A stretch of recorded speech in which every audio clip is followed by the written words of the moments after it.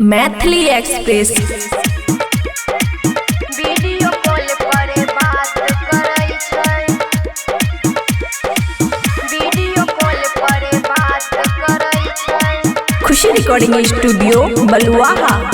ये सखी कहे अपन हालचाल गे, ससुरा के समाचार गे। ये सखी सुने कहे अपन हालचाल गे, ससुरा के समाचार गे। हमर मरद गेले जब से बहरा, एको बेर ना फोन करै छै। सैया हमर परदेस रहै छै, फोने पे हमरा से प्यार करै छै। सैया हमर परदेस रहै छै, फोने पे हमरा से बात करै छै।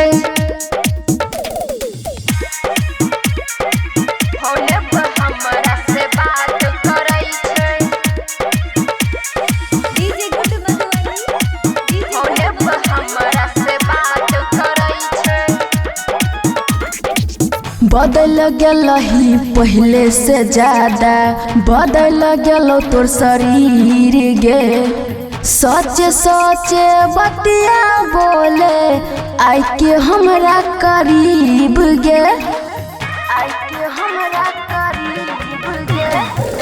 बदल गेलही पहले से ज्यादा, बदल गेलो तोर शरीर गे। सच सच बतिया बोले आई के हमरा करीब गे।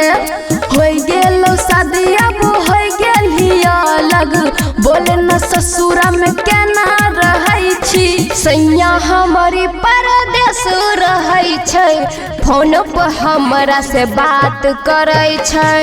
सैया हमारी परदेस रहै छै, वीडियो कॉल पर बात करै छै।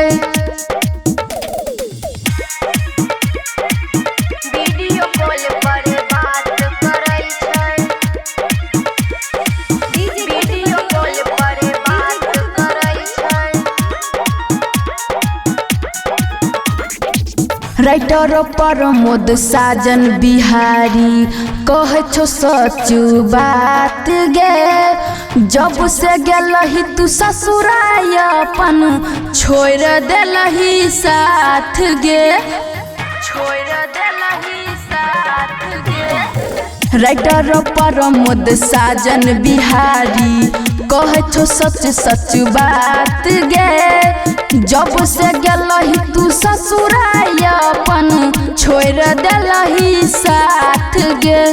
खुशी से दिन कटै छौ तोहर, बोले न ससुरा में केना रहै छी। सैया हमर परदेस रहै छै, फोन पर हमरा से प्यार करै छै। सैया हमर परदेस में रहै छै, वीडियो कॉल पर बात करै छै। खुशी रिकॉर्डिंग स्टूडियो बलुआहा।